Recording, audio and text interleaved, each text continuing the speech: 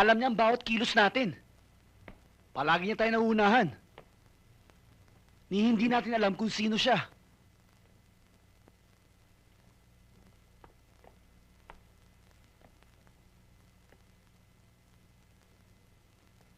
Easy ka lang, Lex. Hindi ka naman dating ganyan, ah. Hindi mo naintindihan eh. Ibang klaseng kaso to. Kasamahan natin ang bawat biktima. Iniisa-isa niya tayo. Paano kung isunod ka?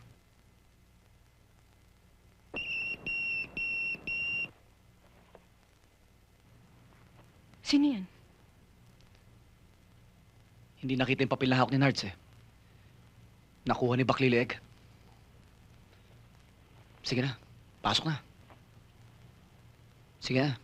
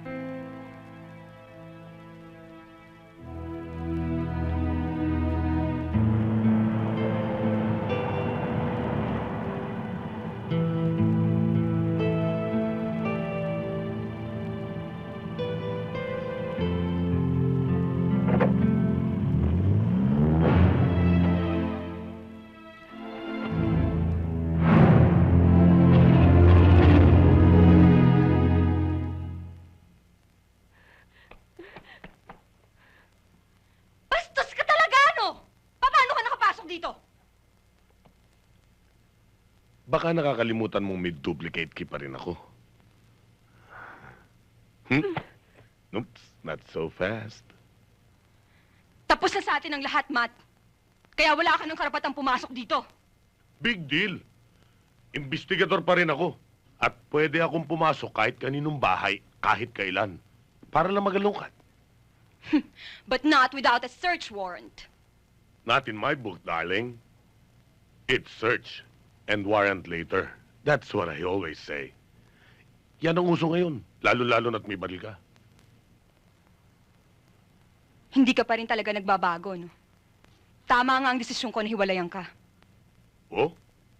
Teka, totoo ba yung chismis na magsyota na kay ni Alex? O chika lang ba? Oh, hostile. Oh. Wala kang pakialam. Ang mabuti pa, umalis ka na. Kung hindi, Tatawag ka ng pulis. Teka, luma na yan. Teka, pulis ka rin naman, di ba? Pulis din ako. Sino pa tatawagin mo? Yung barangay. umalis ka na. Pwede? Not until I have my coffee. Tatanggap-tanggap ka rito ng tao eh. Hindi ka man lang mag-alok ng kape? Ang kapal mo talaga. Hmm? Pizza, gusto mo? Now you're talking. Bumbihira ka naman. Meron ka naman palang iaalok. Hindi mo nalabas agad. Wala na pala akong pizza rito eh. Mhm. Pero bala, meron. Mainit-init pa. Ah. Nakalimutan mo na yata eh. Na SOP ang may backup.